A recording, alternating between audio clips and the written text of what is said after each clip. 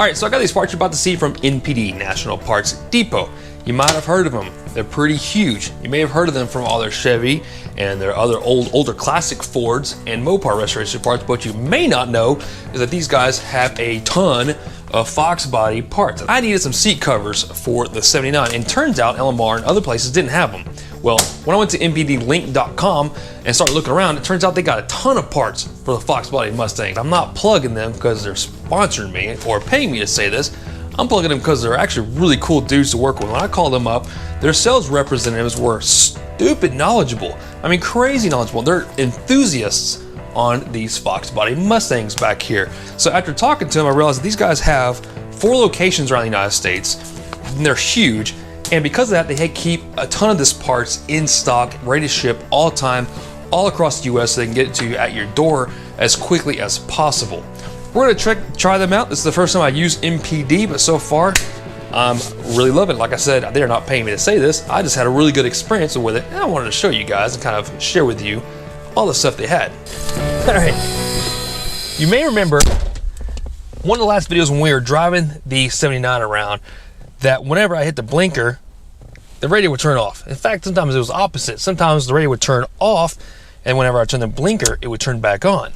So what I noticed was, okay, that's weird. Also, my gauges would go out. So the radio would go out, and the gauges would go out. Sometimes if I tapped on it, it would turn back on, or sometimes if I hit the steering wheel, or if I just tapped something just right, it would go back on. So clearly, that's not normal, and there's a short somewhere. So I decided to investigate one day. What I found was the wires down here, if I pull on them, I could reproduce the issue. So that tells me without a doubt that the ignition component, oh, I freaking left it in there. So that led me to this component right here. This is your ignition switch. Now this is where your cylinder lock connects to, and whenever you turn your key, what it is it takes a slide component. There's a component here that slides against the contacts and turns your accessories on, and also starts the engine.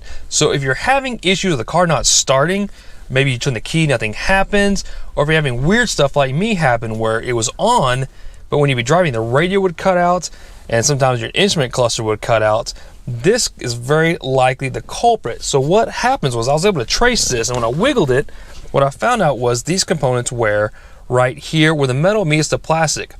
And on a factory component, this will get loose and start separating. Well, when that separates, these contacts, this slider in here is not sliding up against the contacts as well as it should. So what that means is you start having contact in places that they shouldn't happen. Now I've been informed, and again, this is where NPD was super helpful. They kind of told me that, listen, this is cheap insurance. These are known to burn cars to the ground. And I wanted to make sure you guys are aware that when these starts having issues, you need to address it. Because what happens is you start getting sparks, you start getting contact in places that's not supposed to happen. And when that happens, you've got arcing and sparks, and you've got a wire harness that just ignites. And the next thing you know, your dash is on fire.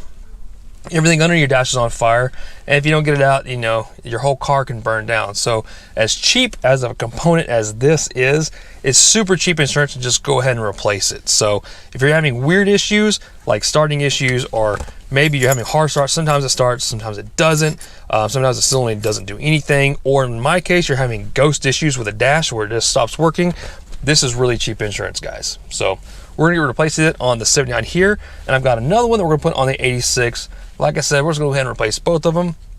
I feel like it's cheap enough part to keep my car from burning down. It's well worth it. You wanna help? You wanna help do this part? See this little part here, buddy? We're gonna replace this on both the cars.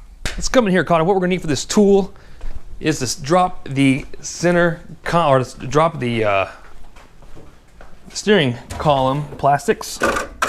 So we'll get a drill, and then we're gonna get a Dremel tool. I'll show you why later.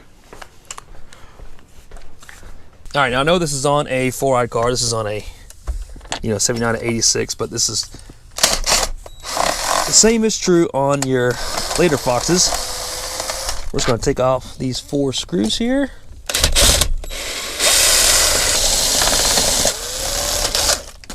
Okay. And we'll slide this out of the way in a semi-safe spot like so.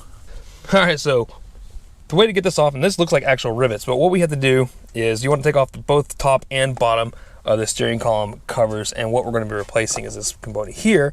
Like I said, these look like rivets, but these are actually screws. So what we're going to have to do with the Dremel is just grind a groove down the center of it like a flathead groove so we can spin these out. So that's why you need a Dremel tool. You know what a Dremel tool is? All right, so I'm gonna put a cutoff wheel on my Dremel tool here. Decent. Bam. So I usually have the smaller cutoff wheels, but I've got this one. This is a little bit thick, but it's gonna sling some metal all over the car, and that's okay. Now we need a baby screwdriver. I said this before, everyone needs a Dremel tool. I said this before, but everyone needs a Dremel tool. You did say that before. I've said it before. Take 4. I said it 5 seconds ago, but you guys don't know that because I dropped this and we lost the screw. Look on the secret. 10 minutes later, we had to go find the screw so I can continue my story on how everyone needs a Dremel tool. Okay, cool. Back to the 79, let's go. Yeah. All right, here we go. Man, that sun's in my eyes.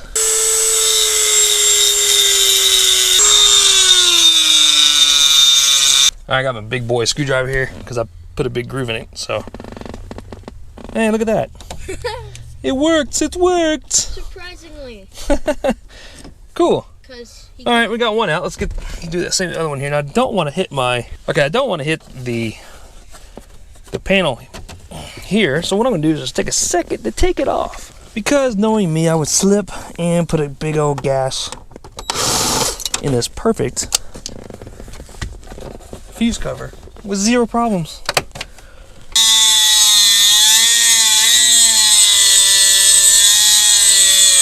Cool. So if you see, I just kind of ground a groove in it here, and also the heat will help it kind of just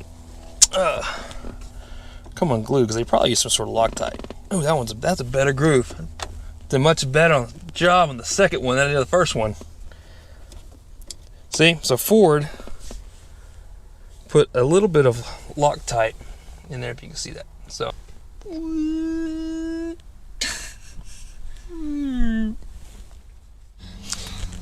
all right, that easy. And don't lose these screws. Now they do make replacement screws, and I actually forgot to order these, so I'm gonna use these for now, and it's Sunday, so tomorrow I'm gonna order a new one. So look at this. Look how this is broken right here, and look how loose this is. So this right here, oh gosh, disconnect the battery. We should disconnect the battery right now. All right, the battery is disconnected. You want to make sure you do that. That way, whenever you're pulling these parts out, you want to make sure you don't, arc it. So here's the deal. So this is a plug, of course. And we're going to take this plug off. Now, as you know, I know you guys have worked on many old Fords. These will break and crack. So very gently pry them like this. Ooh, I got it. Thank you, buddy. I was just about to call you over here. Okay, so there it is. So the old part is removed. Now let's look at it real quick. You just kind of see how loose it is. So yeah, fire hazard. Okay, so this pin right here is your center lock. Whenever you move this, you can see that this wiggles with it. So ideally, to get this to line up, what you need to do is just put the pin in place on this slot right here, which for me is right there. Okay, and then what we're gonna do is slide it to match up with the groove. So see how it slid in like that. Okay, now we're gonna put the old screws back in. Like I said, don't put the old screws in, guys. This is most likely an anti-theft prevention from Ford. Okay. I remember you had to do this on the other Mustang. No, I haven't done it on the other Mustang yet. We got 2 of them. We got to do it on both. And that is it. Now we plug it back in. Job well done, Connor. What we're going to do is plug the battery up, though, and make sure everything works before we put the plastics back on. All right. Got the battery plugged back in, and we're just going to test everything. That's a good sign. Okay. There's my key on. There's the key on. It's your chain. Man, I tell you what. It feels better. It just feels new. Like, wow. nice solid click, you know? If I could drive a car, I would know what you would mean.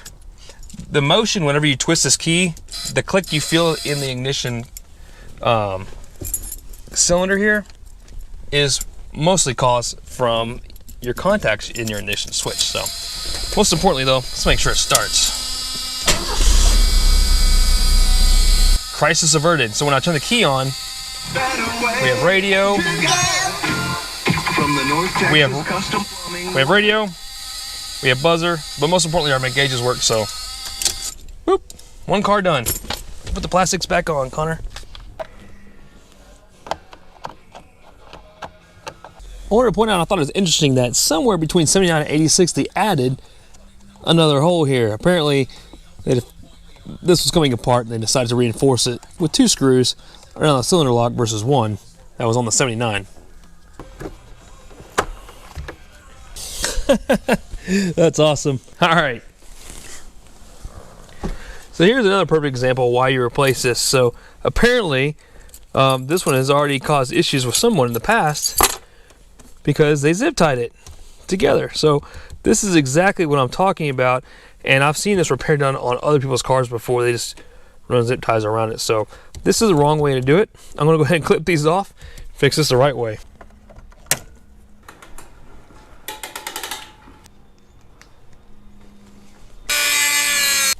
Man, I tell you what, the 86 is significantly tighter than the 79's was.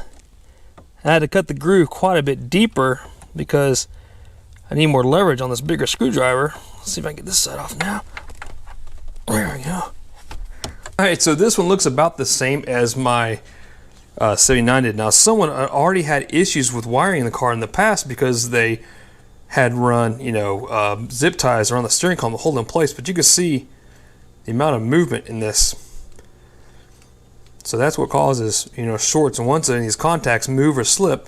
In fact, on the 79, this piece right here was broken off completely on mine. So these things do wear out, and they do very easily come apart. Yep. So this is worst case scenario. Yours gets like this, and then you're in really trouble. So here, what happens is, if you're not careful, this piece over here breaks off. So this is what they look like. So there's a spring inside of it, and that's your actuator. And obviously, you know, this grease gets worn out in this contact. So this is whenever this component goes into your steering column, this is what slides like this. Okay, and there's a heavy spring here for your starter. So whenever you twist the, you know, solenoid to start the car, it's just pushed in the heavy spring, and then it makes the contacts to start the vehicle. But you can see how these wear. There's a little ball in there, so you gotta be careful. That'll fall out. If it does fall out, now you know where it goes. And it rides up against this right here. But that ball is what gives it the feel and the clicks whenever you turn it. That's why it feels so much better whenever you replace it. But you can see here that this is greased at one point, and you can see how they can easily shift, especially these right here, since these are spring loaded and they're meant to ride along the surface like this, how they can wear out, cause, you know, damage, and actually get to the point where you probably wear this completely down and either no longer make contact, or you break a component and they arc, they touch here, or different components in here touch where they shouldn't, and that's what causes, you know, a major spark. And clearly, as you can see, you know, when you cause an arc or a spark, especially on this harness, you got some major voltage. That's some high amp wires right here, because this is what actually is, you know, connecting to your starter relay and starting the vehicle. So these are thick for a reason. But you can imagine if you know, if any of these arc, how fast these would heat up and melt with the blink of an eye. This harness is on fire, which is going to cause a fire right underneath here and potentially burn your car to the ground. So, oh, no bueno, that hurt. No bueno. All right, come on inside the interior car. We got a big old bright light so you can see here. So, oh gosh, this happened the other day. That's not cool. Now, this is not the first time I repaired it. It's gone, guys. It's time to replace this thing. It's cracked. And you can see I JB welded it and did all kinds of repairs. But what happened was, right down there, So it finally broke. Just the screw. Just as where the screw goes into the plastic. So time to replace this and get rid of it. Now also, I didn't show you guys, but we also have a new latch. My latch is broken. You're supposed to have a hook right here that hooks into this. So it's never latched. Not only does it do this kind of fun thing, but also doesn't latch. So it's time, Connor. It's time. I saw a new one on the bench. I did. Yeah. So let's get this old one off and put it on and see how it looks. yeah. Okay, so you've already seen this. This is a replacement pad from NPD. It's a nice looking component, I must say so myself. But they also have a latch for it. So this is cool. This is going to go in place of the other component. So what we're going to do is take the other one out of the car, put it up here on the bench, and then we'll swap the components onto here, like the hinge and whatnot. I'll hold it. All right, man. So you can see, definitely it's time to replace this guy. It is in rough shape, cracked, and I've done my best to fix it. Whenever I got it, this was cracked down the center. The whole thing was sagging way more than you see it now. So this new piece actually looks really good. So what I need here, since I've got a new latch for it, is the spring and component below it. So we're just going to transfer this over like this. Take the screw out. This center piece here, there should be a spring here. So this is going to go right on the same way it came off, just like this. Make sure you put this piece in the correct orientation. I had this in wrong when I first put it in. There is a little notch right here in the spring. That is where this tab goes. So we're going to stick it right there like this. See, so that should slide in place. Now we've got a spot here for the screw to go, which is going to go right there. Okay. Now it should work just like that, see? Okay, so now we have the latch in place. We're gonna put the hinge back on. All right, man. Make sure everything's nice and tight. Nice. This goes underneath that. All right, man, so It already looks better, doesn't it? Yeah. Looks way better, dude. What about these right here? I know. Well, that's broken right here. So you have to replace this whole piece, which is not a huge deal. But before I get anything too tight, let's make sure it's aligned and latches. Hey. It looks better. Check it out, dude. That's the first time ever it's latched. Huh. I mean, when it was first bought, it was probably latched. Yeah, in '86, I'm sure it worked just fine. Nice. Oh, let's see. Let's test it out here.